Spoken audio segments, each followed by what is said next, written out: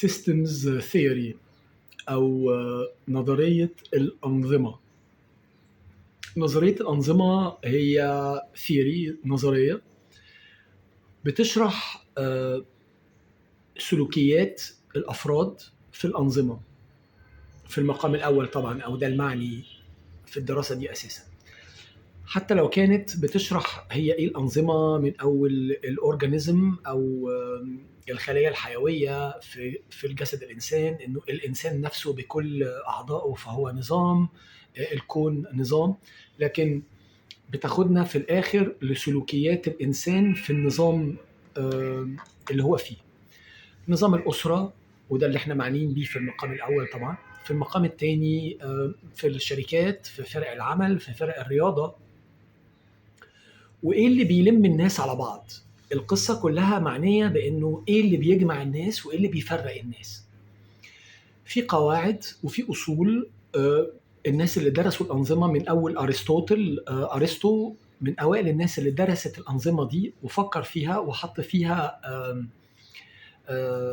الحاجات اللي كان بيشاهدها وكان بيراقبها وبيشوف إيه اللي بيحصل في الأنظمة تخلي يعني الأنظمة دي تبقى مع بعض أو يحصل ما بينها عملية نفور. إيه المكاسب اللي لازم تكون للفرد عشان يبقى في النظام، أو إيه الحاجات اللي بتبقى بتجيب له ألم أو بتوجعه فبينفر من الأنظمة دي. مهم قوي إنه نعرف إنه أحيانا كتير ما بنبقاش قادرين نفرق سلوكيات الإنسان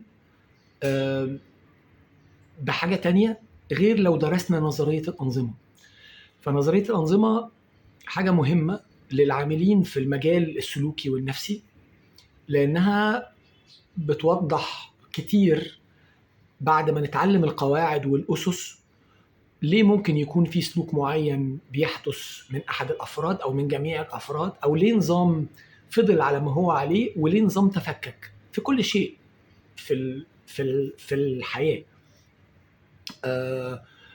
طبعا الطفل الداخلي، طبعا سلوكياتنا المبرمجة في أول 7 سنين بندرسها في الأنظمة ونشوف إيه اللي ممكن تكون نتائج النظام على سلوكي، برمجتني بإيه، جابت لي ألم إزاي أو جابت لي مكاسب إزاي.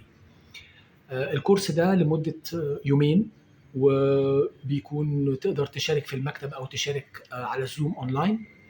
ومش كورس للمبتدئين، ده كورس للمتقدمين العاملين في المجال علم الاجتماع، الكوتشنج، العلم النفس، أو في أي حاجة ليها علاقة بالسلوكيات، المدرسين، الليدرز اللي بيقود فريق عمل، للأزواج والزوجات طبعا.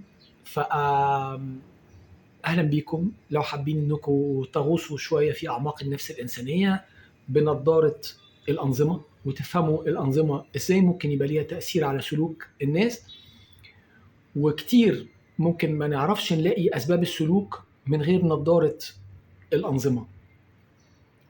أهلا بيكم، أراكم على خير إن شاء الله. شكرا.